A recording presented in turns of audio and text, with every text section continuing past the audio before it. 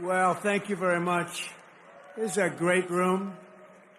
And, we've done very well in this room before, but right now we broke every record. I just heard from Mike Johnson. He said, we broke every record, sir.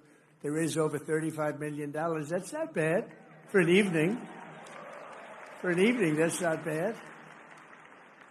I wonder if you ever turn the room this way. It's interesting because I love real estate. I love ballrooms, have nice ballrooms, a lot of them. I wonder if they ever turned it this way instead. So it might be interesting. This way I'm not talking to a wall. They think they get a better view, but actually I'm not sure. But next time, maybe we'll have to worry about that next year. Well, we'll do 45 or 50 million, right? I mean, a lot of people, you broke your record attendance and you broke your money record, and that's a great tribute to the Republicans and the party and everything it stands for. And it's wonderful. And I want to thank especially Speaker Mike Johnson because he's been incredible. And we have some unbelievable supporters of our House Republican majority with us, as you know, and with the help of everyone in this room.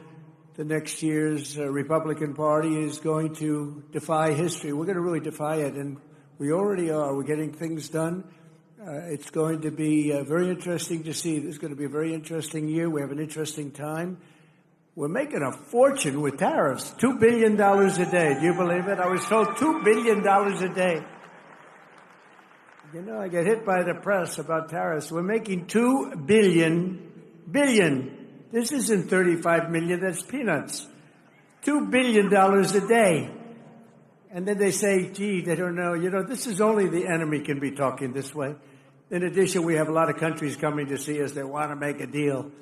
And we're doing things that nobody's ever even thought about doing. And we're going to defeat the radical left Democrats who are out there complaining about everything. All they do is complain, and then they want to put men and women's sports and things like that. They want men and women's sports. They're still fighting for that. I saw this poor guy. You all know him. I won't mention his name. He's sort of a nice guy. He's a loser. He's a Democrat, but he's a loser. And he was fighting on a big show this morning. We've got to have that. It's not fair that, essentially, that men aren't allowed to compete against women. Can you believe this guy? But let them do it. I say we shouldn't be fighting a lot of these things. Just let them go. And then just before the next election, we'll unleash on them. Because it would be very sad if they actually changed their policies. We don't want that to happen. But we're going to win the midterm elections, and we're going to have a tremendous, thundering landslide. I really believe that, and it's so important that we pass the big, beautiful bill, because that's going to be. And I really think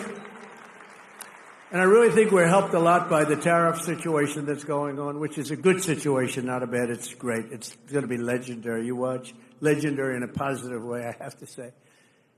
It's going to be legendary. But I really think it actually puts pressure on those few Republicans that just can't get there. You know what the alternative is? A Democrat bill or a chapter for the country. We have the debt continuation.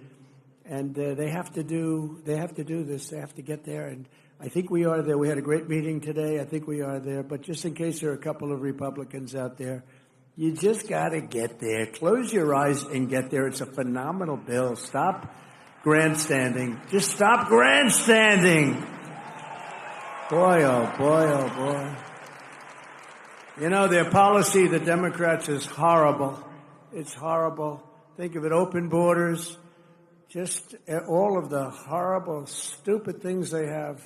You don't have energy. You don't have anything. They've lost their confidence. Everything is bad.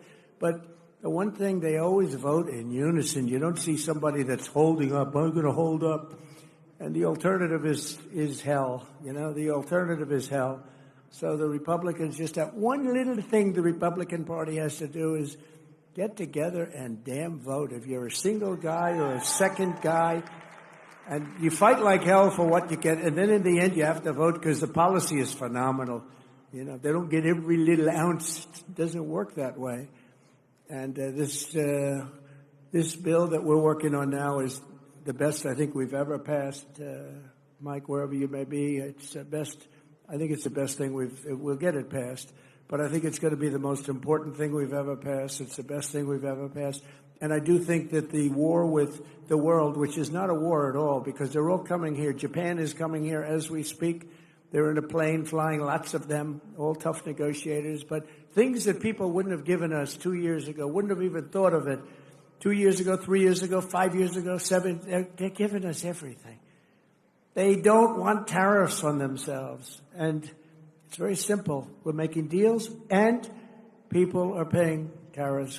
Countries are paying tariffs. Right now, China is paying a 104% tariff. Think of it, 104%. Now, it sounds ridiculous, but they charged us for many items 100%, 125%. Many countries have. They've ripped us off left and right. But now it's our turn to do the ripping. That's okay. We're going to make our country even stronger, stronger than it ever was. And 26 Republicans will fight for every state, every seat, and every single vote. We're going to fight like hell. I intend to personally campaign for candidates all across the country, and we just won't. You're right about that.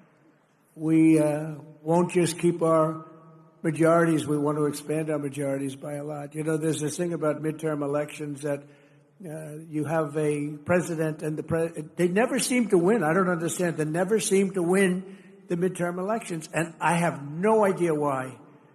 You know, we're not going to let that be a self-fulfilling prophecy. I have no idea why. We're setting records right now. We're getting more things approved than any president has ever done in the first 100 days. It's not even close. I had somebody say the most successful first month in the history. Now they said the most successful 100 days in the history of our country, and I believe that's right. And we're going to continue that way, if not more so. And we're going to do tremendously in midterms. There's no reason we should do great in the midterms. There's this thing that, for some reason, the president, whoever the president is, the midterms are tough. Why would they be tough? If we're doing great, they should be easy. And I'm telling you, we got to win a lot more. But as Mike said before, I happened to listen to him. He was on C-SPAN 1. That's a big upgrade, right? I was listening as I was putting on the tie. How does it look? He was on C-SPAN 1, and they were talking about that. And I thought to myself, because people love him and they love your leaders, really the party is just doing well. A couple we could do without, to be honest with you, but the party is doing well, and there's no reason we shouldn't just get together and win these midterms and win them by a lot, because 7 that I heard Mike talking about before, 7 is not really enough. But we lived for 1 for a period of time. You know, the only thing good about 7, when you have 1, and now all of a sudden you have 7, it sounds like it's like a landslide. It's so good. It's like the most amazing thing. 7 sounds so good when I hear that. It sounds like we can't be beaten. And we should be 50, 60 up. Honestly, we should be 100 up, because based on policy, these people have the worst policy that anybody's ever seen. There's something wrong with them. Honestly, there's something wrong with them, all this crap. 13 House Democrats currently represent districts that voted for Trump, and voted for Trump big. And in 2026, we're going to tell them, all 13, that you're fired, get out. Out, get out. No reason for that, 13, but 13 is a small number compared to some of these stats. We are going to work very hard. I'm going to do tele-rallies. You know tele-rallies? I'll do rallies for a lot of you, but I'll do tele-rallies at a minimum. And we just had 2 great elections, by the way, and I heard everybody is introducing our 2 new Congress. Where are they, please? Stand up. I want to look you in the eye. I want to look you in the eye, Randy. Look at the 2 of them. What a job you did, man. Huh? You were never in doubt. Where's our second person here? I know there he is. Boy, they gave him a lousy seat. He's behind. Great job. We're proud of you, man. Great job. Great job. Thank you. And, those both elections, they were saying, it's going to be close. It's going to be close. And I was listening. And they won by you won by what, 17 points, 18 points? I don't think that's close. I don't think it's close. So we won by 15 and 18 points. And they're saying It was a terrible evening for Trump. Can you believe it? Terrible evening. They only won by 18 points and 15 points. Anyway, good job, both of you. Good job. But in addition to our fantastic House Speaker, we're pleased to be joined by Majority Leader Steve Scalise. And I watched you too, Steve. I watched you on C-SPAN 1. And Steve has suffered greatly. I mean, I was there the night that it looked like he wasn't going to make it. He's very brave. He suffered greatly. And I tell the story about the baseball game where, I mean, he was really, the doctor told me, sir, I've never had anybody lose so much blood. It's not looking good. And his wife loved him. She was such a disaster that night. She was crying. She was crying because I've been with people that were in serious trouble and the wives couldn't care. They couldn't care less. In fact, after they recovered, I said, do yourself a favor, get rid of the wife. She couldn't. No, I'm only kidding, of course.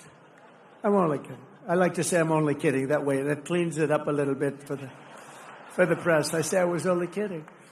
No, I've seen some wives that were truly not bothered too much. I had one where the dog died and the husband died on the same day, and I said, it's too bad about Harry. No, but Lucy died. Lucy, oh my God. Harry didn't mean, he left her a fortune too. Can you believe it? Harry didn't matter. The dog mattered a lot. But I was with Steve, and he was really, that was a tough thing. And then, amazingly, he was, like a year later, he was in the baseball game against the Democrats, and he's playing second base. And he was having a hard time. It's a hard time getting around. And with his luck, a shot was hit to him on the ground, a ground ball. And he got down, and that ball was, no way that ball was, it was right at him, but really, it was whacked. I don't know who the hell hit it. It looked like a major league ground ball. And Steve went down and blocked that sucker and got on his knees and threw it to first base. It was the most unbelievable thing that it could happen. This was God watching a game, I'm telling you. Does everybody remember that? He blocked it, knocked the hell out of his foot. Not his glove, it was his foot. And he got down and grabbed the ball, threw it out, and got the runner by quite a bit. And they then took him out of the game. And I said, what a great move. That was a good manager. They took him out of the game because you can't improve on that, let me tell you. But he had great courage, and amazing how he's done. And he's been very special, and all of us know it. He's really done great. Another man I've really gotten to know a lot, and I think he's fantastic, is Tom Emmer, Majority Whip. I think he's fantastic. Where's Tom? Where's Tom? Where is our Tom? Because I want to see his wife. His wife is better than him. He admits it. Oh, that's good. Hi, Tom. So where is she, Tom? Oh, no. She's not. She's home. She's watching C-SPAN. Yeah, I know. Thank you, Tom. Great job you do. And Lisa, you were up talking about Donald Trump tonight. And Lisa McLean, conference chair, she was talking about Trump. And I appreciate it, Lisa. Lisa, where are you, Lisa? This is like a roast. Thank you, darling. I saw your whole speech. I watched you and Steve and Mike. I watched the whole thing. Then they said, sir, we have to leave. You're going to be late. I said, I want to watch your speeches. And we have Richard Hudson, the NRCC chairman, who set the record tonight. Richard, great going. That's a great job. And Brian Jack, who was with me from day one of my political career, he was so fantastic. He was so fantastic. And he came to me, he said, do you think it would be okay? He wanted to run for Congress. He always wanted to run for Congress. It was the most important thing. But he was with me, knows so much about politics and boxing. He knows a lot about boxing, too, but he loves politics. But he really just wanted to run. I think his ambition was to be a congressman. And the seat came due. A good member of Congress actually retired, and Brian in Georgia. And Brian said, what do you think, sir? I said, well, you got my endorsement. And he won by a lot, and he's never looked back. He's a fantastic guy and a great political leader, a great politician. Brian Jack. Where are you, Brian? Where are you, Brian? Hi, Brian. Great job. I'm proud of you, Brian. and more than 160 members of Congress. And I'd like to really, you've done incredibly well. They're really looking back. And, I said before, the Democrats have taken a lot of beatings. They have lost their confidence. They've gone crazy. They've gone crazy. How about this new one they have? Their new star, Crockett. How about her? Is that real? Are they serious about that? That's their new star? If that's their new star, they're in serious trouble. I mean, this is Crockett.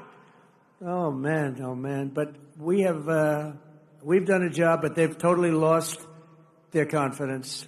And it's a hard thing when you lose your confidence.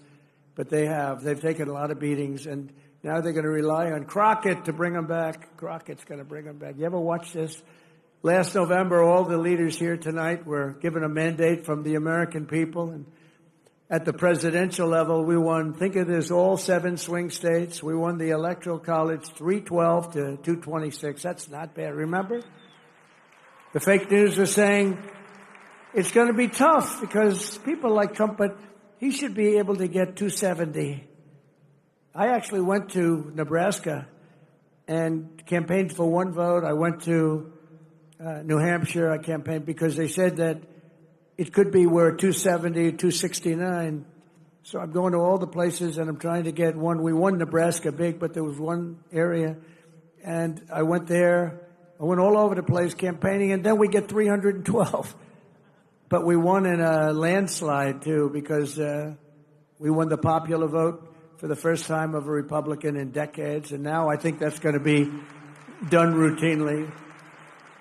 We won 85% of all counties in America, 525 for them and 2,725 for us. That's that map that you see. It's all red except for the 2 corners. They have a little blue, a little line of blue. For the first time in history, all 50 states shifted toward the Republican Party. First time in history. It's never happened. It's a shift. It shifted Republican. And today there are more registered Republicans than any time in the history of our country. How good? How about that? Meanwhile, approval ratings for the Democrat Party have plunged to the lowest level ever recorded. They're at 26%. So you tell me about the midterms, right? 26, the lowest level ever for either party. The Republican Party is a much bigger party now than it was ever before. And I must say that it's the biggest now since you heard the name Donald J. Trump running as a politician. You heard the name before, but not as a politician. I said to my wife, I think I'm going to do this thing. Do I have your approval? Yes, darling, I think you'll win. See, she's a supportive First Lady. I don't know if she believed it or not, but she said it. She said, yes, darling, I think you'll win. How do you think I'll do? Oh, darling, you'll win very easily, even though I've never done it before. I said, I have one problem. I've never done it before. She said, that doesn't matter. You're so talented. I said, thank you very much. This is why we get along. It's easy to get along like that. But we have far more people and far more enthusiasm than the party's ever had. I think I could almost say than any party's ever had. I don't think any party's ever had more enthusiasm than us and spirit. A lot of that's our leadership. The Democrats are a broken party with bad policy. They've lost so much, and both as politicians and as people, they've lost. The stage is set for a monumental victory for the Republicans in the midterms. And many of you, I guess most of you, so many great congressmen and women here. You got some senators here also. But many of you all of you are up. We've got to win. We've got to work really hard, and we've got to win, because there's no way they should be winning based on policy, and it's ultimately about policy. We simply have to keep our promises to the people, and we have to very simply put America first. Put America first. And I said, I ran on common sense. I ran because it sounds like a phrase that would have been used. I don't know. Nobody tells me it was used in politics before. Now everybody's using it. I see the Democrats, some Democrat guy who was just real sleazeball, got up. He said, yeah, I ran on common sense. That's what I did. Common sense. Yeah.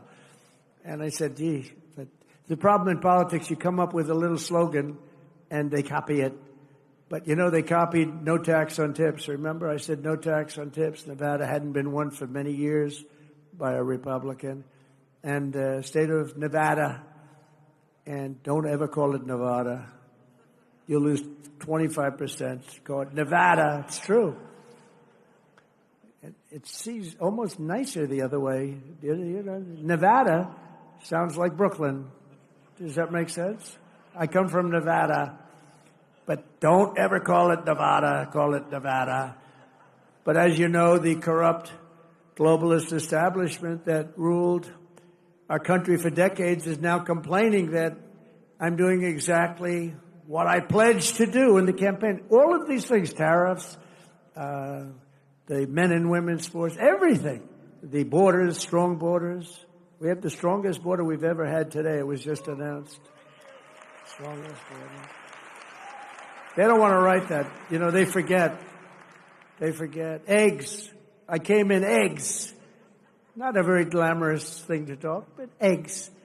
I was in for 1 week and they said, egg prices are soaring. I said, I've just been here. I didn't know this, please. I didn't know it. The fake news, they're going, egg prices are soaring. I said, man, I just got here. You know, let me know about it. What's going on with eggs? Tell me. So they gave me a little bit of a thing, and it's true. Under Biden, they soared like double, triple, quadruple. You couldn't even get them. They were not available. They said, don't use eggs for Easter. Use the plastic alternative plastic. We got, at Mar-a-Lago, we got plastic eggs all over the place. They said, don't use it for Easter. If you're doing an Easter egg hunt, do not use eggs. Well, we have a wonderful Secretary of Agriculture, as you know, Brooke Rollins. She's here someplace, I think. And she went after it. When she goes after something, we don't play games, right, Brooke? And egg prices are down now 87%, and you have all the eggs you want, 87%. And they didn't write about it. They don't talk about it. I go up, I make speeches about eggs all the time. I never get a reporter writing about it because we were successful. If you're a Republican, when you're successful in something, you have to toot your own horn. Talk about it because you're the only one that's going to. It's a rough business, I will tell you. But the shrill voices that you're hearing this week about tariffs are the same scoundrels and frauds who never thought twice about when the United States lost 90,000 factories and plants. Think of that, 90,000. How do you do 90? If you had a map, a big map the size of that wall, and you had a pin for each factory, you wouldn't have enough room. You think of it, 90,000 factories since NAFTA, the worst trade deal in history, by the way. And we had it terminated. Everybody said you'd never be able to. It had to be terminated by Congress, and it was not easy. It was so bad. You know, the people have a lot of, it's very interesting, they have a lot of power. They have a lot of political power. It's hard to get even a bad deal terminated, but we did do it. And we got USMCA, and that's been really great. But when they cheat, it's not so good. And they cheat. They do cheat, you know, like, respect Mexico, I respect Canada, but they cheat like hell. You know, Canada charges for our dairy products 270%. Nobody knows that. They charge you 2% for the first 2 cartons of milk. And after that, you go up to 270. And the press says, they've only charged 2%. No, that's for the first 2 cartons. So it's, you know, we can't have that. And we have to be wise to it and get along with everybody, but we have to call people out. 6 million manufacturing jobs were lost since NAFTA when 21 million illegal aliens poured across our borders. Think of that, many of whom were violent criminals, murderers, drug lords, and the mentally insane. Insane asylums were closed. They used to go crazy when I talk about Hannibal Lecter, the late, great Hannibal Lecter, right? Silence of the Lambs. The fake news would say, why does he talk about that? He's a fictional character. He's actually not. We have many of them that came across the board. He's actually not. But when the people went to the voting booth, then we understood why he talked about that, because they voted for us. They said, we don't want Hannibal Lecter in our country. The great Hannibal Lecter. He was a very important force. But the press would go absolutely crazy if I mentioned Hannibal Lecter's name, because they said he's a fictional character.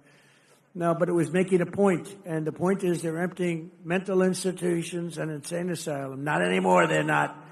Insane asylums into our country. We had numbers, the likes of which nobody's ever seen anything like it. Other countries, I deal with other countries all the time. I am right now on tariffs where they want to make a deal with us. We don't necessarily want to make a deal with them. We're happy the way we are, taking our $2 billion a day. But they want to make a deal with us, and they talk about it, and they say, we cannot believe that they had open borders. These are countries, they have borders, and they don't let people into their country. They can't understand how. They did it because they're sick or they're crazy. There's something really wrong with these people. But the same people now telling me about how to deal with China are the ones who sold out America for decades to China. For decades, they gave up to China. I'm the only one that you know how much? China's paid almost $700 billion in tariffs under me. And then they say, Donald Trump hasn't been tough on China. They say Trump hasn't been tough on Russia. Okay, here's the story. Nord Stream 2. Did anybody ever hear of it? It's the biggest pipeline in the world. I closed it. Russia had it. I closed it. Putin told me that's the worst thing. You're supposed to be friendly with me. I'd hate to see you as my enemy. I closed Nord Stream 2. When Biden got in, he opened it up immediately. It serviced all of Europe, going to Germany. It serviced all of Europe. We closed it, and they say, oh, he wasn't tough on Russia. I was very tough with the sanctions and everything else. And by the way, just for your information, we're trying like hell to get the fighting stopped between Russia and Ukraine.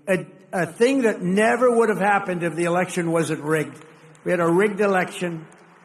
And we can say it and say it loud and say it proud because the election was rigged and we can't let that stuff happen anymore. Go to paper ballots, go to same-day voting, go to voter ID, go to citizenship. You have to prove your citizenship, a little piece of paper, and you won't have it. Sort of disappointing because a lot of Republican governors, they could do that. Same-day voting, paper ballots, very sophisticated paper, actually. It's all watermarked. You can't cheat. Very hard to cheat. France went that way. They were like us, and they were, having very bad elections, very crooked elections. They had 37 million people. They voted. They had a winner. They had a loser. They went home. That was it. 10 o'clock in the evening was over. With us, you ever see, we have these machines that cost a fortune. And they say, we think we're going to have the final vote tally in 2.5 weeks. And wait a minute, this is election day. You ever see where in California they were counting votes 4 weeks later? And then they say, and by the way, all paper costs 8% of the machines. Why is it that Republican governors aren't going to it, okay? What's going on with our Republican governors? If nothing else, you say, even if it was just the same, and it's not, nothing's foolproof when it comes to voting, but it's pretty close. But it costs 8%. In other words, you can have your election 8% the cost of the machines, and you get an accurate count. So it's pretty amazing. They gave us NAFTA, mass illegal immigration, the Democrats did, the fake Paris Climate Accord, and the China's entry into the World Trade Organization. That was a wonderful day for us. China entered the World Trade. They've done pretty good. And, they didn't do things exactly by the books. And they were a developing nation. They still are. They say, we are a developing nation. We should be entitled to more. And our people say, oh, that's right. They're developing. They're not developing. We're developing. Look at some of our inner cities. We got to develop them. But we can't let the Democrats get away with this stuff. But we're developing more than they are. The globalists have been wrong about everything, and so I wear their attack on me because nobody has ever been attacked like a man named Donald J. Trump. In the history of our country, nobody's ever, but I wear it as a badge of honor. Nobody has ever been attacked. I was under more investigations than the late, great Al Capone. He was the most violent criminal. He was the most violent mob boss in history, and I was under investigation far more than him. It wasn't even close. Our opponents are not afraid that our America First policies will fail. They're terrified that our strategy will succeed and we're going to get bigger and stronger and better as a party, and that's what's happening. And that is what's happening. It's going to be something, and I'm actually looking forward to the midterms. I really are. We're going to prove that all of their treasonous years of betrayal will not be forgotten, because it's treason. What they did is treason. When they allowed millions of people to pour in through open borders from all over the world, they came. To me, that's treason. What they've done to our country is unthinkable. The money we have to spend to take people out. And then we have judges that say, no, let Tren de Aragua come back into our country. They want him to come back in. Killers. They cut off a man's fingers because did you, sir, make a phone call to the police in Colorado? Yes, I did. You've attacked us and you've taken over our building. They took over real estate all over Colorado. You did, right? Give me your hand. Put the hand down. Boom. Cuts off his fingers. And they want him back. And how about the mix-up with the MS-13, where it wasn't a Tren de Aragua, it was an MS-13 killer. And they said, oh, they got to mix up. Let's get them back into our country. No, we need people that are going to love our country. I'm proud to be the president for the workers, not the outsourcers. The president who stands up for Main Street, not Wall Street, who protects the middle class, not the political class, and who defends America, not trade cheaters all over the globe. They're trade cheaters. They cheated on us. They cheated with tariffs on us. They stole our money. They stole our jobs. And now people are going around saying, oh, we're not treating them right now. We're treating them very good, actually. They're lucky we're treating them so good. And, when I have tariffs and I say, well, we're going to charge what they did. We're going to charge what they did. And then I say, I'm going to charge much less than they did. Believe me, we're actually being nice about it. But we're doing very well, better than we've ever done before. My job is not to maximize the profits of outsourcers and these foreign corporations are horrible. It's horrible what they're doing, but we're catching them. We're catching them by the dozens. My job is I have to defend the American dream, and I have to defend the American citizens. That's my job. I have to defend that. The American dream is never mentioned. It was mentioned for 4 years, and now it's being mentioned again, but it was never mentioned when we had Sleepy Joe in office. I used to have the hardest thing I had to do with Joe Biden is the nickname. Do I call him Sleepy Joe or Crooked Joe? Could we take a vote, please? Who wants to call him Crooked Joe? Who wants to call him Sleepy Joe? That's my problem. It's like the same.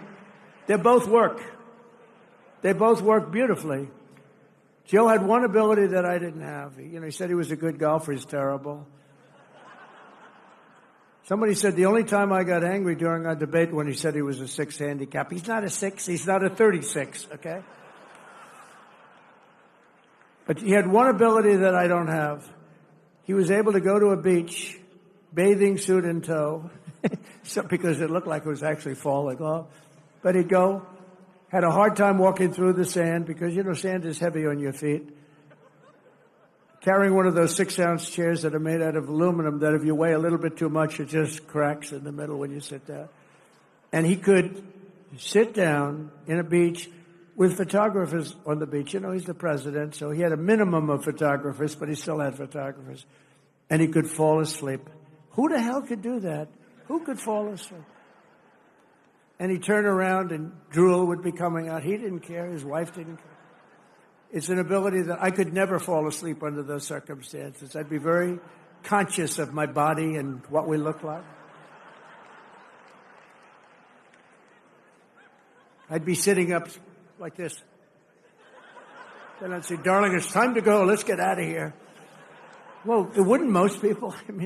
This guy could go to the beach, and he was out in seconds.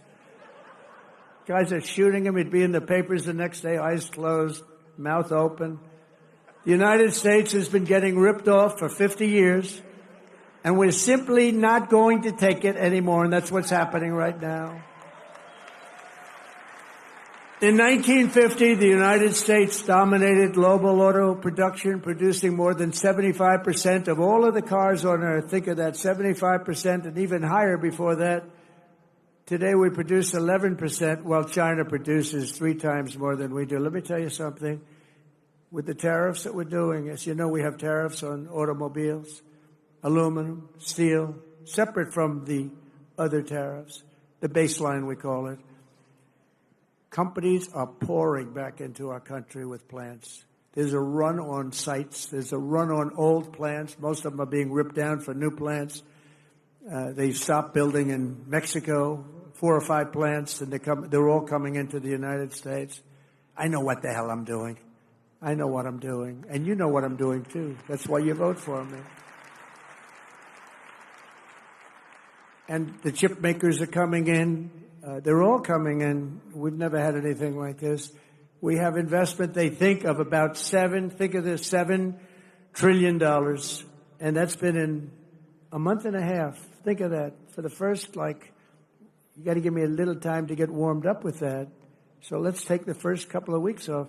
For about a month and a half, we got almost $7 trillion spoken for. Trillion. We've never had that. I don't know if we've ever had it at any time. But if you go back and look at Biden and these other campaigns, any of them, they didn't have those numbers for the year. These are the biggest chip makers in the world, the biggest auto manufacturers in the world. $7 trillion of investment, and that means jobs. I look at it differently, not investment. I look at it as jobs. And they're coming in at levels that we've never seen before. And it is true that Mexico, they've stopped building plants, and those plants are now going to be built in the United States of America. So it's pretty exciting. All because of 2 things. They say, they want to be nice to me. They say, sir, because of November 5th, the election, and because of tariffs. I said, in that order? And the smart ones say, yes, sir. First was that you got elected, and second was tariffs. And I'll accept that, But I will tell you, because of tariffs. But I'm the only one that would have done the tariffs, because everybody was afraid. They were afraid of being criticized because the globalists will go after you. For 7 decades, American ships have patrolled the seas. American troops have kept the pace and peace. And American wealth has enriched the globe. But despite all we have given to them, you will not find an American car in Berlin, in Tokyo, in Seoul, in Shanghai, not a car. I used to say to Angela Merkel, Angela, how many Chevrolets do we have in Berlin? Why, none, Donald, none. That's right, Angela, you got it. How many Chevrolets do you think we have in Munich, Angela? None, Donald. I said, you sent us 7 million cars last year.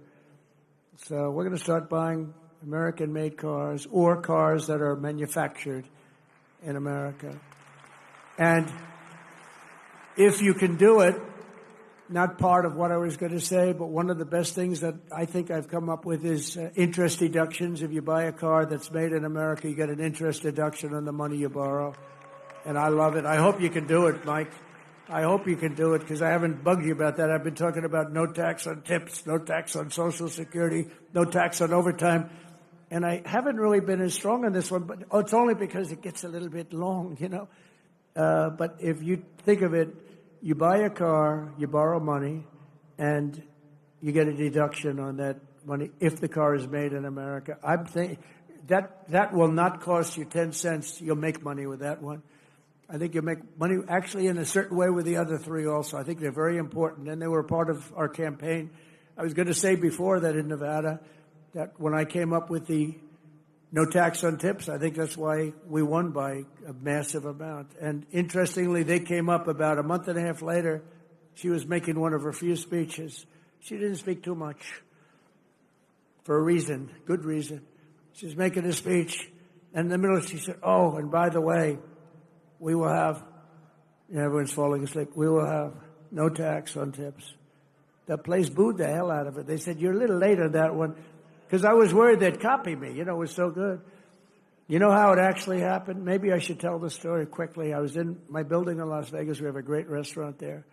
And this young, beautiful waitress, and you're not allowed to say beautiful because that's the end of your political career. If you call a young woman beautiful, that's the end of your career. But what the hell? She was beautiful. So she came up to me. And she said, hello, sir. It's so nice to have you at the hotel. I said, thank you. I had a group of people. some political people, actually. It's very interesting. And I said, how's everything going? She said, oh, it's so tough.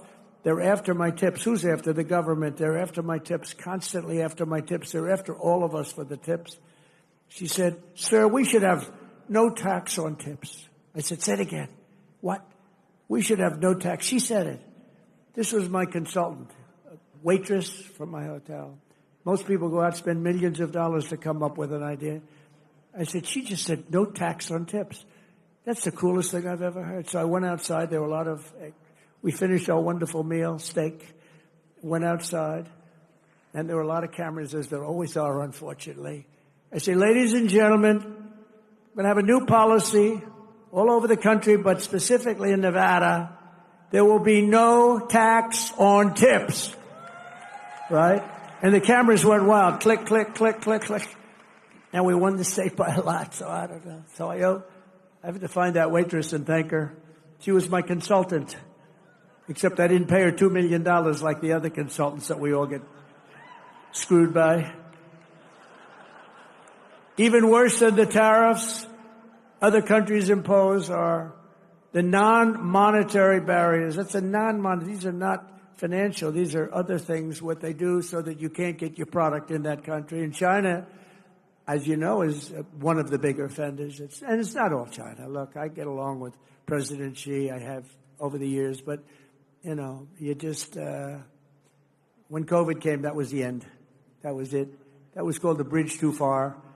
But I've always had a good relationship with a very smart guy, loves his country. I love our country. So, you know, we love our country. He loves his. I tell that to other leaders. You got to fight for your country. You're not going to fight for us. But we can't fight for you. We're fighting for other countries. We're trying to make them great without making us great. But those days are over.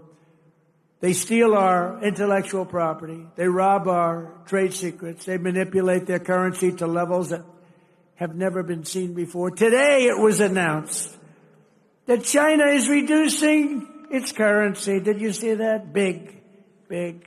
In other words, they're going to make up for it. They got every trick in the book. I'll tell you, they are great. You got to hand it to them. You got to hand it to them.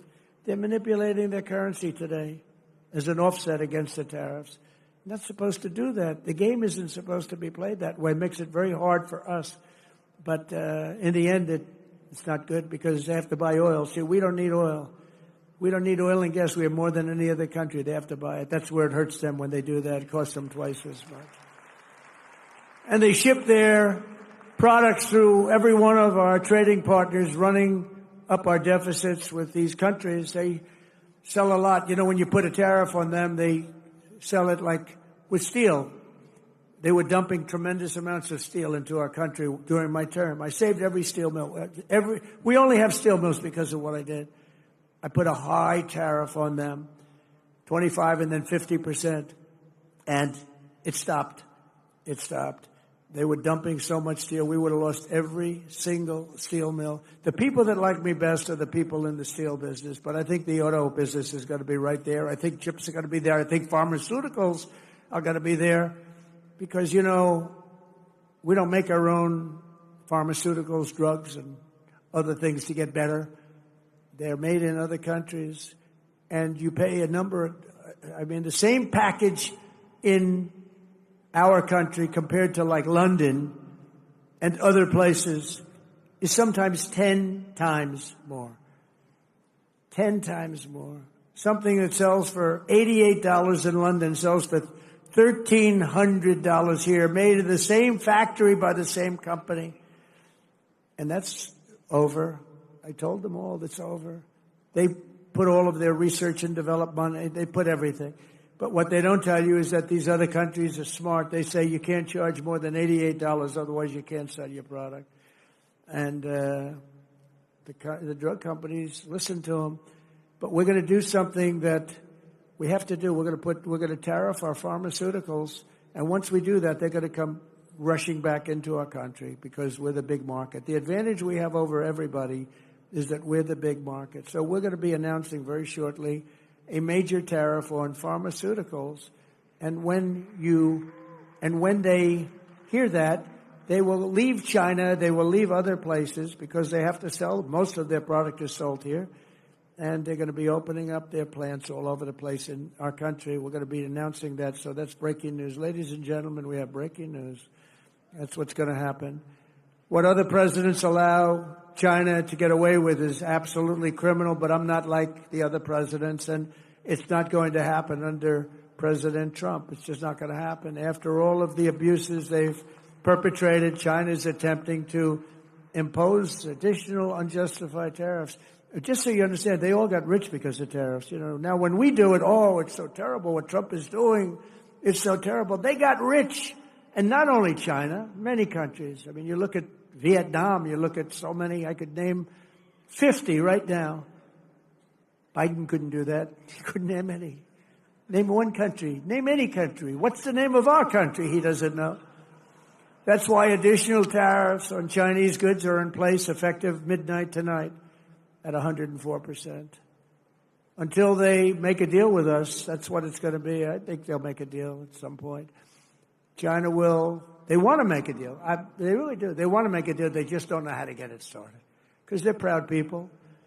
China will now pay a big number to our Treasury. This is all taxes. And don't let them keep telling you that this is a tax on our people. I hate that. They say it's a tax. No.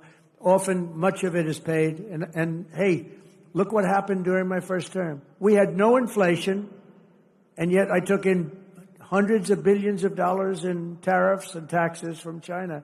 No other president got 10 cents in tariffs or taxes from China.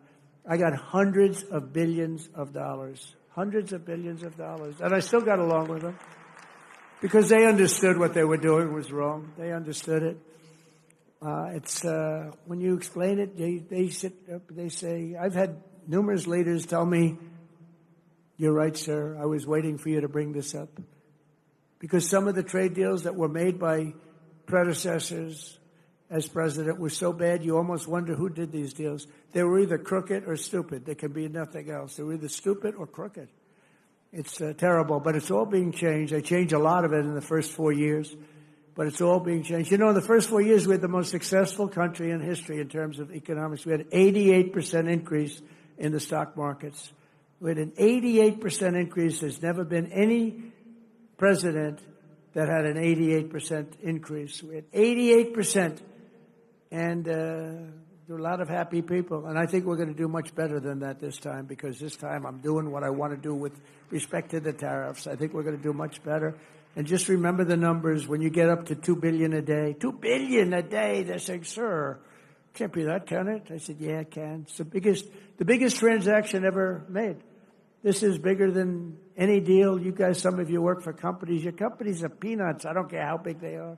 This is the largest transaction in the history of our country. And don't let some of these politicians go around saying, because I'm telling you, these countries are calling us up, kissing my ass.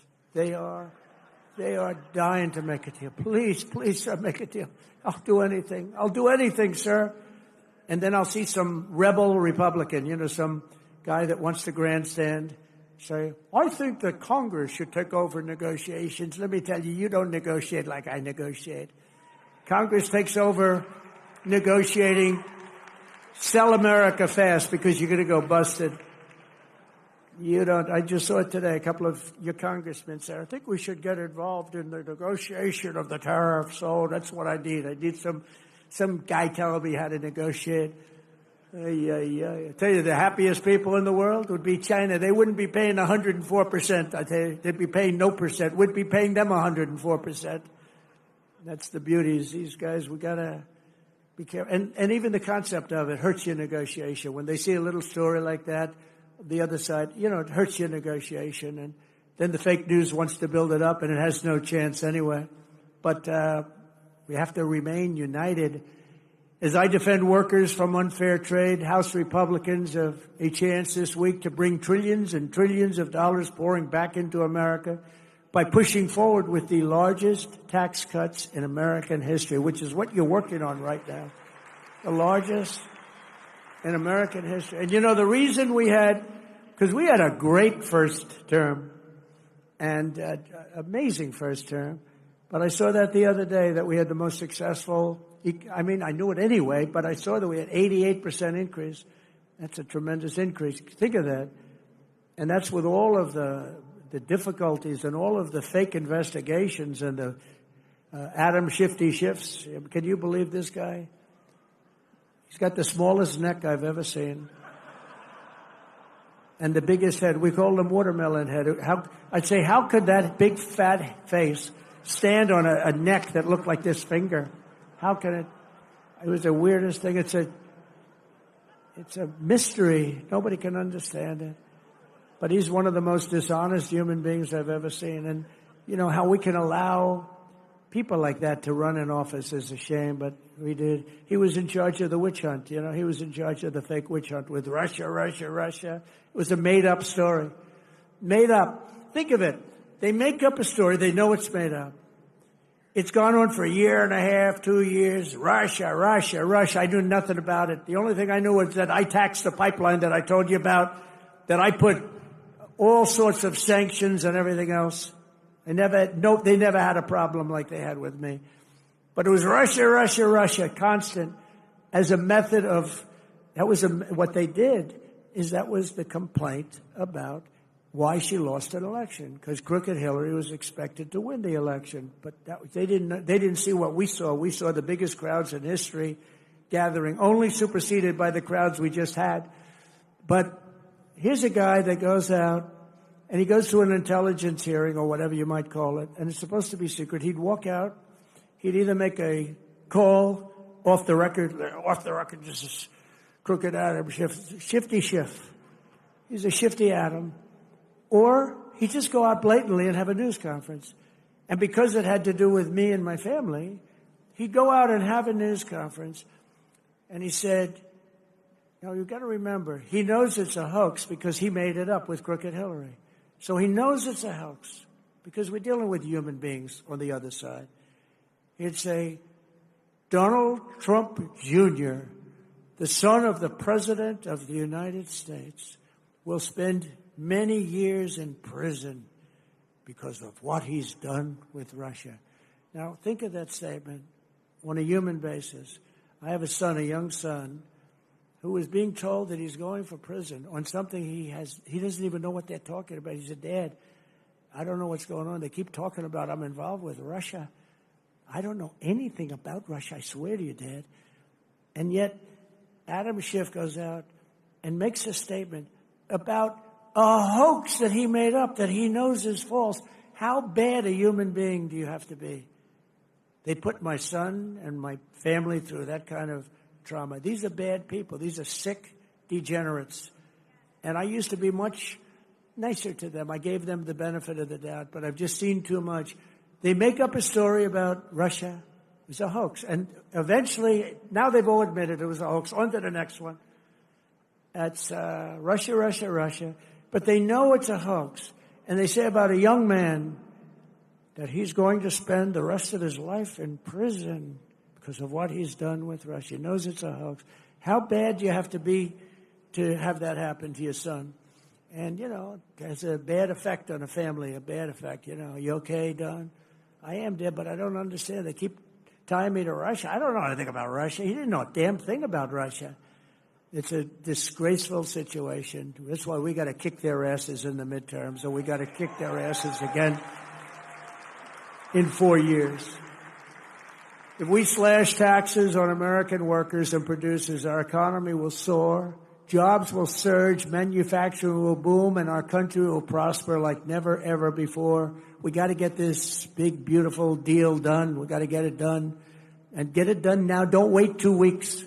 Don't wait 2 weeks. See, bad things happen. Crazy things happen in politics. Just get the damn thing done and stop showboating.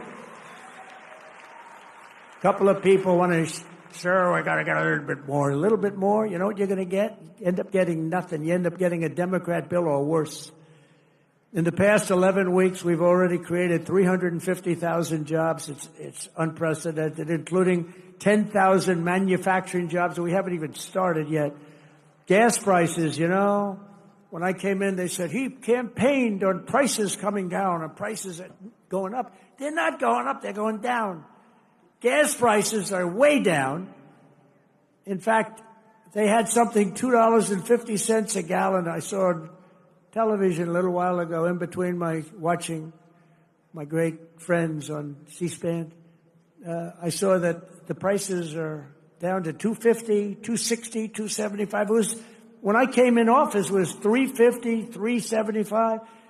But prices are coming down. Prices on groceries are coming down. Prices of eggs are down like 87%. 87, they got me with that. I told you. Before I even got in office, they were telling me they're down close to 87%. And core inflation has dropped to the lowest levels in 4 years. And as I said, we had no inflation in 4 years, despite the fact that I took in hundreds of billions of dollars in tariffs, so we hadn't even started yet. Nearly $6 trillion of new investment, and that number is now revised up to about 7. Apple, great company, is spending $500 billion because of tariffs. $500 billion, not 500 million. That's a lot. 500 million. When I first heard the number, I said, "You mean 500 million? You can build a lot of plants for." No, sir, 500 billion. 500 billion? TSMC, the biggest, most powerful chip maker in the world. This is without that stupid CHIP Act, where they say, here's billions of dollars to a company that doesn't need it. These chip companies are loaded. They give these companies billions of dollars to build a plant in the United States. They don't build them in the United States. They keep the money. It looks good. They give them billions. No. TSMC, I gave them no money. Great company. Most powerful in the world, biggest chip company in the world. They're spending $200 billion in Arizona building one of the biggest plants in the world. And that's without money. All I did is say, if you don't build your plant here, you're going to pay a big tax, 25, maybe 50, maybe 75, maybe 100%. NVIDIA is investing hundreds of billions of dollars. Johnson & Johnson is investing $55 billion. Eli Lilly is investing $27 billion. The Mac is investing $20 billion. We have billions and billions being invested by Merck, Clarios, Stellantis, General Motors, Honda, Nissan, Hyundai. All are putting in billions and billions and billions of dollars. They're buying sites all over their building because they don't want to have to pay 25 and 50% tariffs. They're all doing it. And I think they also have confidence in the country. They have a president that they have confidence in. I know many of them. With the help of people in this room, we are one big, beautiful bill signing away from the greatest economy in the history of the world.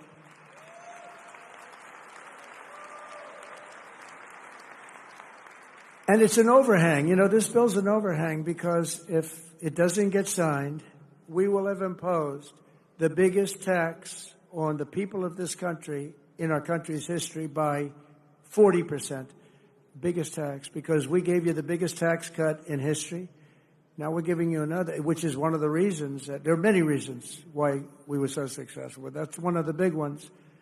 The other one is that 1 year deduction, all in 1 year deduction, so big, and I know they're working on that, the big deduction.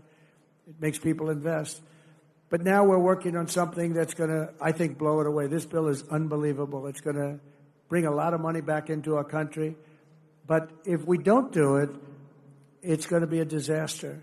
And you just better hope that people believe that it was the Democrats' fault because, they're very good at saying it was our fault. It'll be the biggest tax increase in history. And all my life as I watched politicians, I wasn't a politician, but I watched them and I contributed to them a lot. Contributed a lot of money over the years, but I watched it.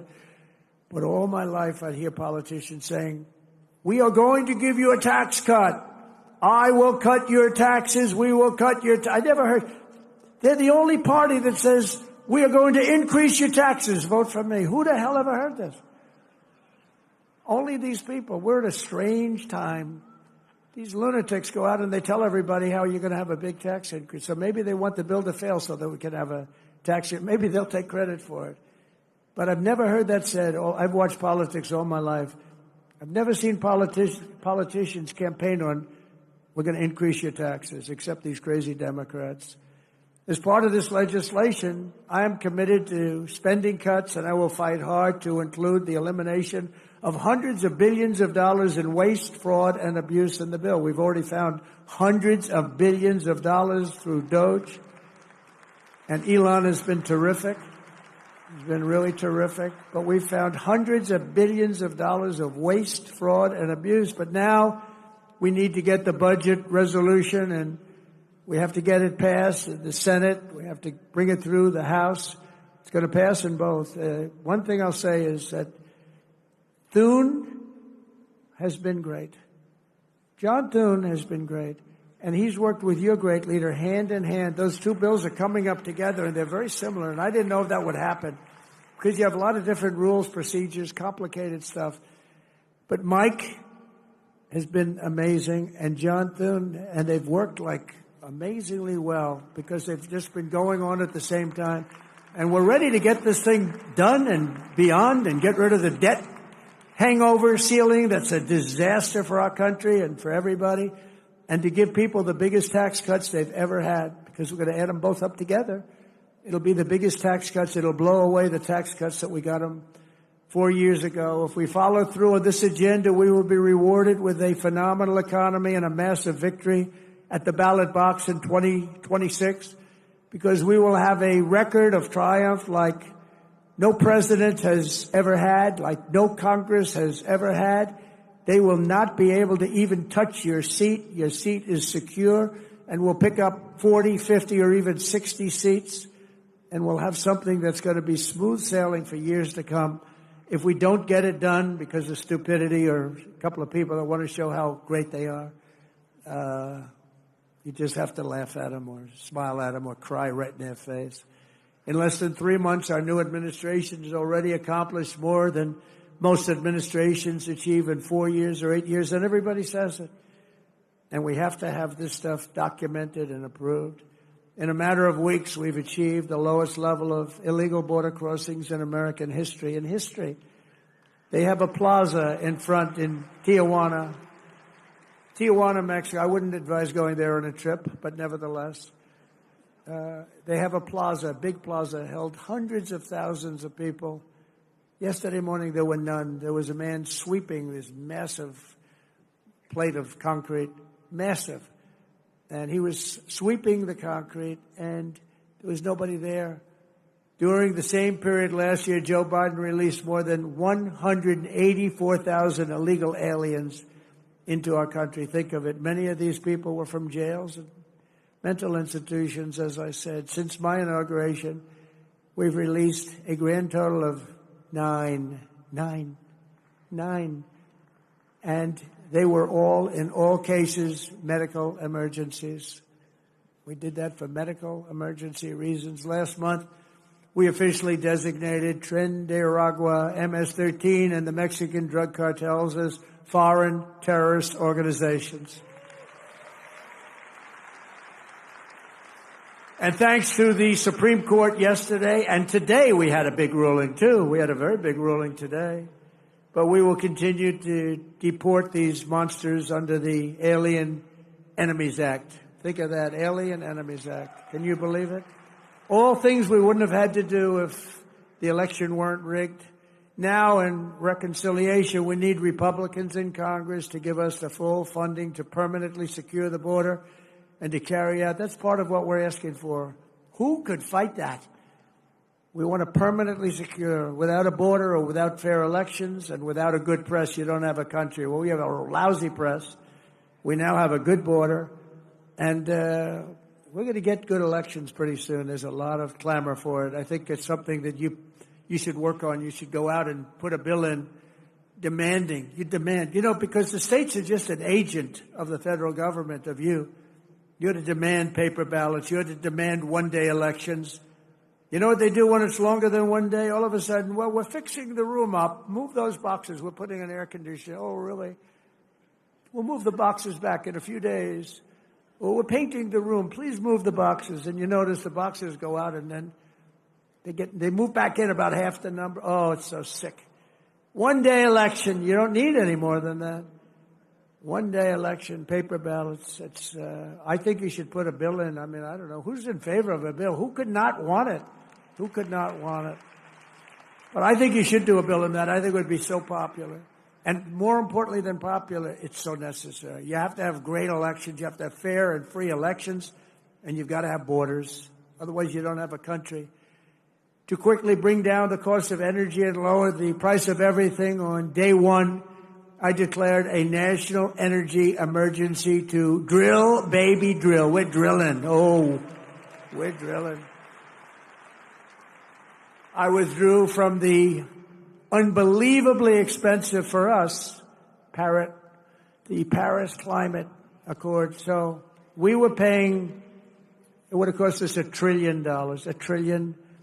China doesn't come into it till like 2035. Russia's based on a 1992 standard when the air was dirty. India was based on a very low standard. Except the United States, we had to pay immediately. We would have spent trillions of dollars on that scam. And it sounds so nice. The Paris Climate Accord, what a beautiful name. Isn't it beautiful? It was a ripoff of the United States. Well, don't forget, I'm negotiating with these people, but if you really look, the European Union, why was that set up? It was set up to screw the United States of America. They formed a group of countries, got together, and let's make life miserable for the United States of America on trade and other things, and they have done that. They've done that. They've treated us very badly. We don't sell cars into the European Union. They won't take our agriculture. They want their own, but we take their agriculture, we take their cars by the millions. I terminated the Green New scam, one of the great scams, one of the great hoaxes in the history of our country, only superseded by Russia hoax. I canceled Joe Biden's insane electric vehicle mandate where everybody had to have an electric vehicle in a very short period of time. Everybody was forced to have an electric vehicle. They built some power stations in the Midwest. They look like gas pumps with electricity, right? They spent $8 billion, and 4 of the 9 of them don't work. 4 of 9, they built 9 or 8, but half of them don't work. They spent $8 billion bringing the cables, bringing the wires. What a great investment that was. Billions of dollars they spent. Now people can go out and buy a gasoline-powered car or hybrid. They can buy whatever they want. We don't want hydrogen because they have some big problems. They blow up, and you never see who is driving the car. You're not recognizable. That's a big problem.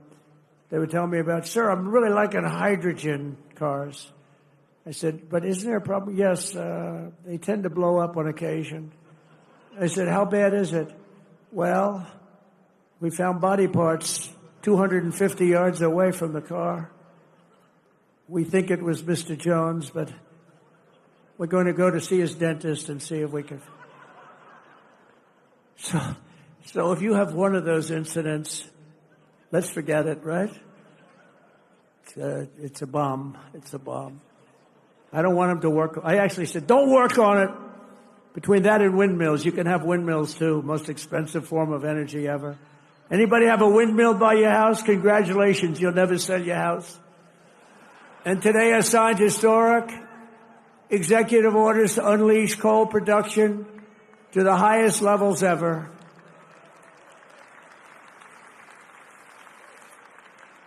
Because, coal is the most powerful thing. We have more of it than any. We have more liquid gold under our feet, oil and gas, and we have more coal than any other country. No other country has as much as we have. All different forms of coal. And take a look at China. They're building 2 coal plants a week. Think of that, 2 a week. We are screwing around with wind. Oh, wind. These people are crazy. They say, oh, it's great for the environment. Yeah, it kills all your birds. You want to see a bird cemetery? Walk under a windmill sometime. Got birds all over the place. They're screaming for help. They got whacked. The environmentalists, it's an environmental dream. You know why? Because you're never going to have energy. They're the most expensive form of energy there is.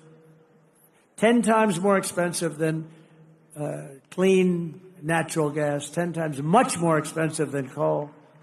And not They're very unreliable. Like if they wanted to watch us tonight on television, Alice, I want to watch the president tonight. I'm sorry, darling, but the windmills aren't blowing. We're going to give them confidence to do what they have to do long into the future, because coal is going to be a big factor in our country now. You know, it does give us our electricity, because there's nothing like coal in terms of power, but it's going to be clean, beautiful coal, like our bill.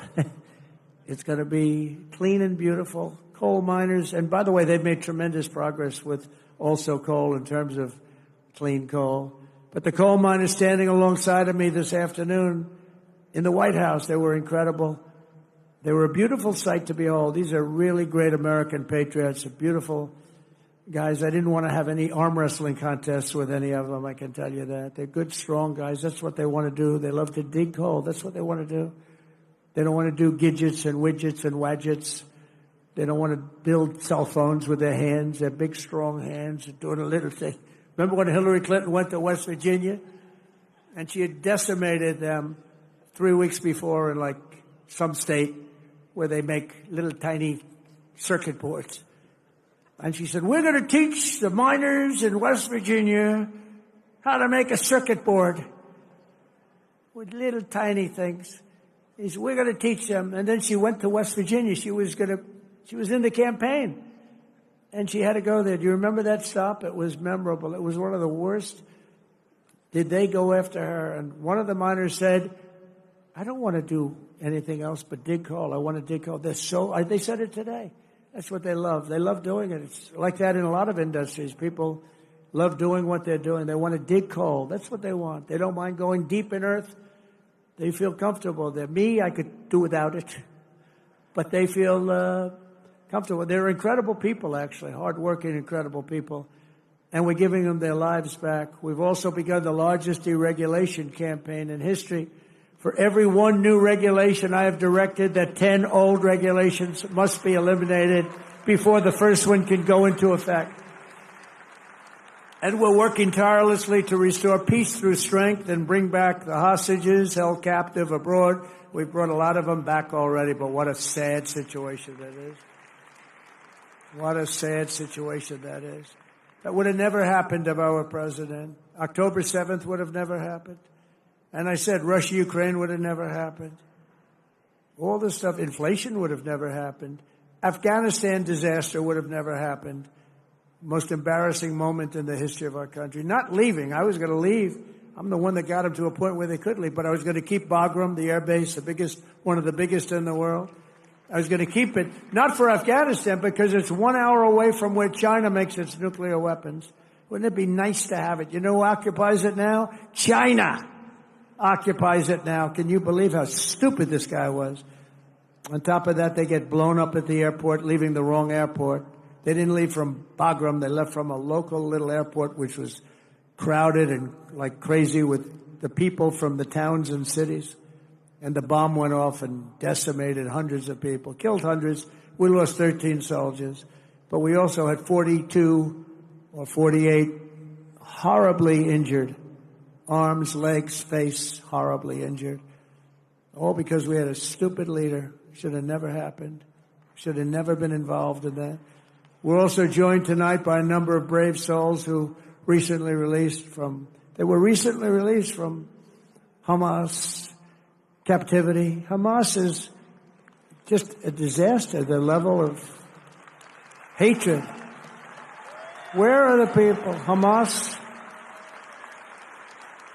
they understand what that's all about. Where are you?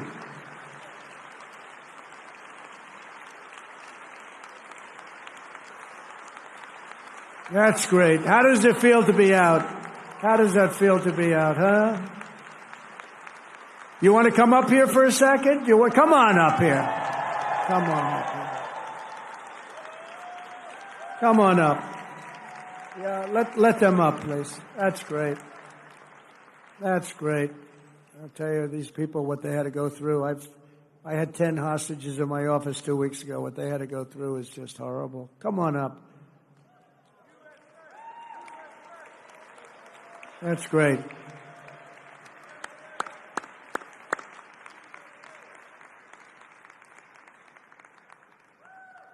That is so nice to see you. That is so nice.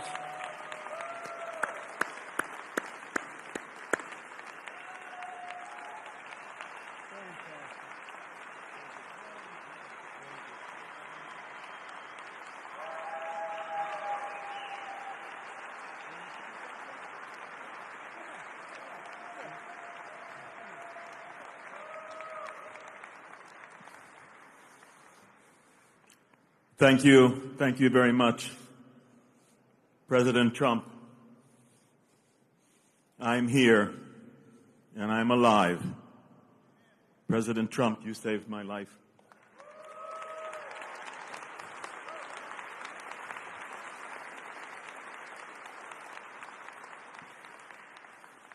You saved the life of 33 hostages that because of your efforts, and you're setting the hostage crisis at the high priority of what you are doing among all of the enormous issues and things that you're dealing with since you came into your position as President of the United States. You set the hostage crisis at the highest priority. You got 33 of us home alive. We all owe our lives to you. Thank you, thank you, thank you. And please continue your tremendous efforts and your tremendous actions and your tremendous accomplishments. Continue, and we will get, with your help, all of the remaining 59 hostages still in Gaza back home. Thank you.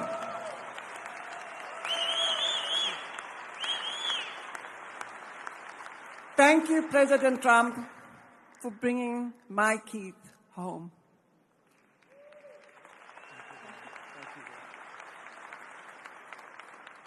Keith's grandchildren are the happiest. Keith's children are the happiest. Keith's family is the happiest.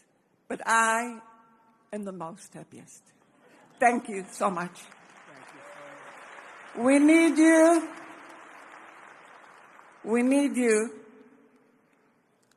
to bring all the hostages home. There's 24 that are alive and 59 to come home to their families. Just like I received Keith, they needed to. We have Yair standing here with us, and Eitan, his brother, is underneath the ground now, begging to get out. So I'm begging you all to help us. We need your help. Thank you.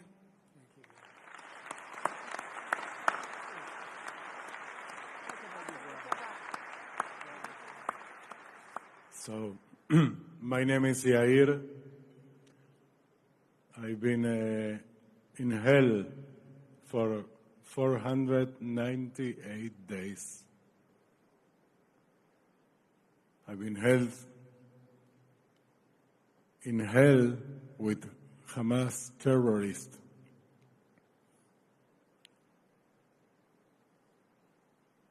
When we didn't see the light, but we feel when we heard President Trump get elected, we knew there is now someone who makes the things happen. I'm sorry about my English. I am half Argentinian, half Israeli. I'm sorry. We knew we need someone who do the things. That's President Trump. We are here because of President Trump. Thank you.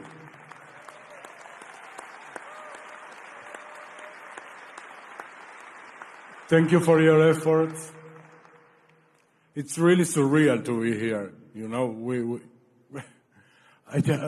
I'm a simple man. I'm running the bar in the kibbutz in Niroz, where I was live, and now I'm here with President Trump, who's running the world.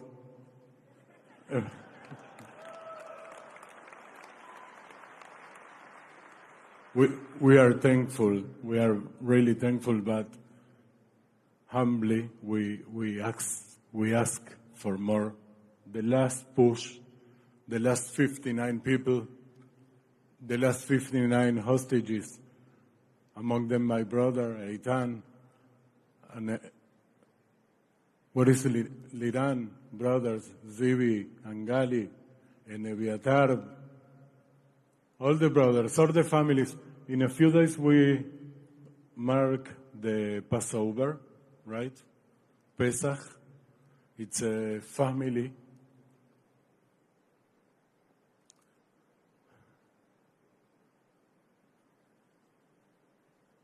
time. So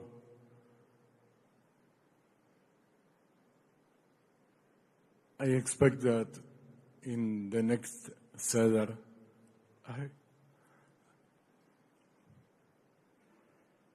when my mother make the kneidalach, the matzah balls, that my brother Eitan, my little brother, who I call little, but he's 38, but it's my little brother.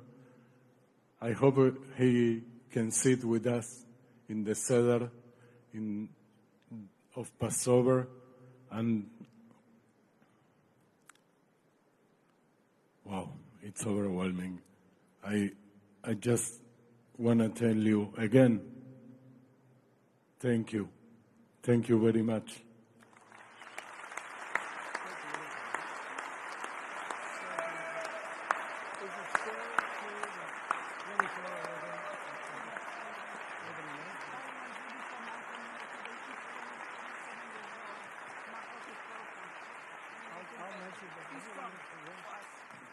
I just want to say, I said, of the 59 people that you want to bring home, how are they and how are they doing? Do you have any idea? Because they left that whole scene not long ago.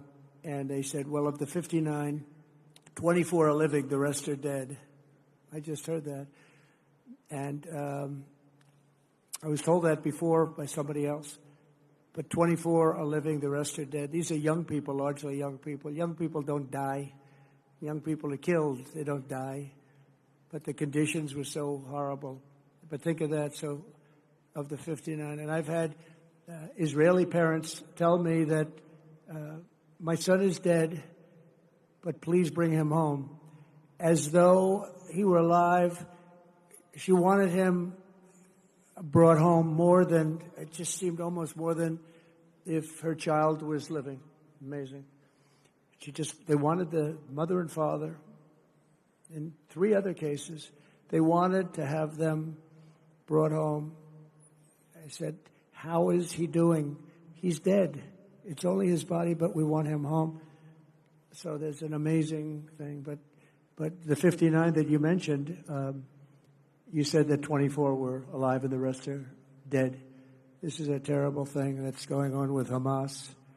Terrible. The hatred is so incredible. It's unbelievable. And the way they were made to live was not even understandable, I think, by anybody in this audience. And you have great people in this audience that love you, and they're going to fight for you. And I just want to thank you very much. Thank you.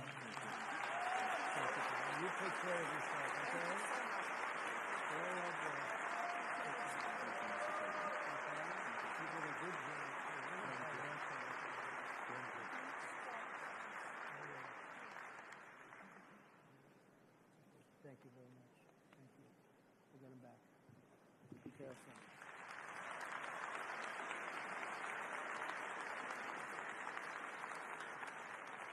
It's incredible what they've been forced to live with for 450, 500 days. Incredible. Nobody in this room could really understand it. I found it hard to understand.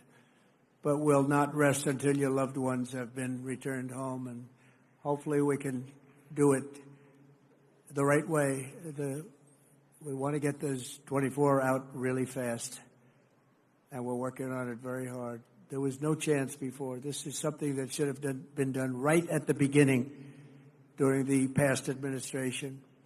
On day one, we ended the so-called diversity, equity, and inclusion policies across the entire federal government, the private sector, and it's just not even allowed.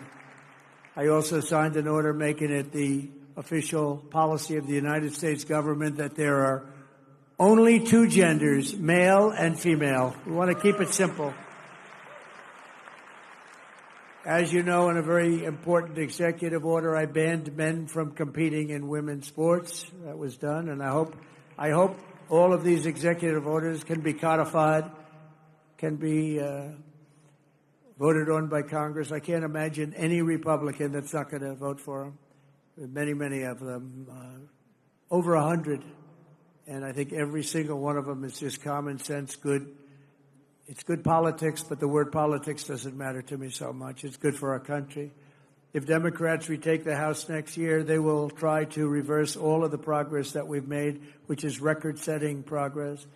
Instead of House committees run by Mike Johnson, Steve Scalise, Jim Jordan, James Comer, Ronnie Jackson, and so many other of our friends in this audience, the House will be run by the same band of radicals and lunatics you saw at my address to Congress, including Hakeem Jeffries, AOC, Ilhan Omar, Nancy Crazy Pelosi, and Weird Al Green. He's a weird dude. Oh, he should have been treated very badly for the way he behaved that night. Think of it, they didn't stand up. They didn't pay respect to anybody, including, think of it,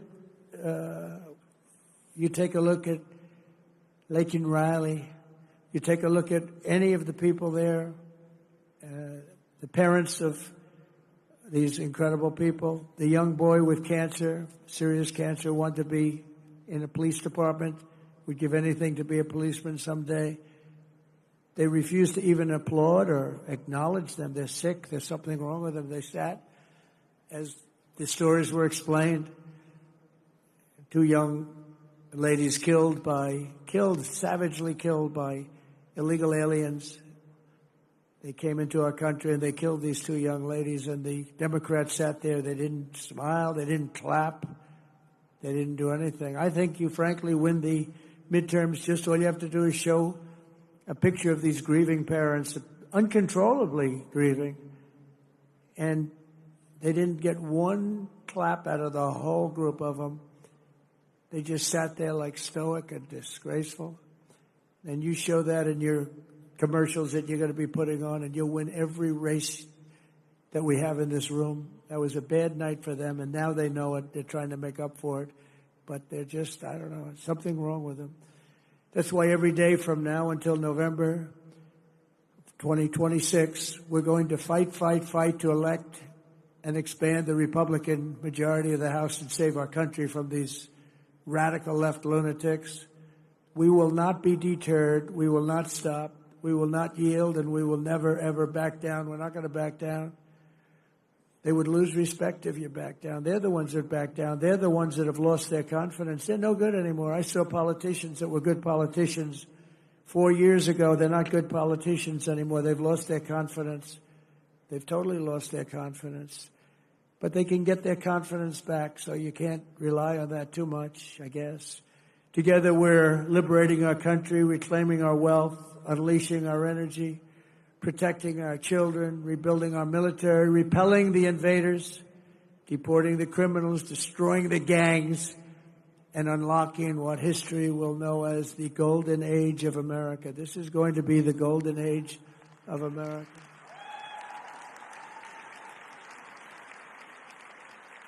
With your support, your commitment, and your help to elect more Republicans, we will finish the job that we have really brilliantly started. It's been a brilliant period of years, and we go back to 2016. It was brilliant.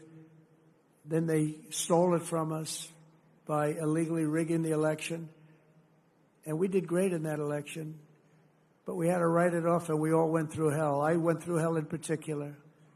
Indictments.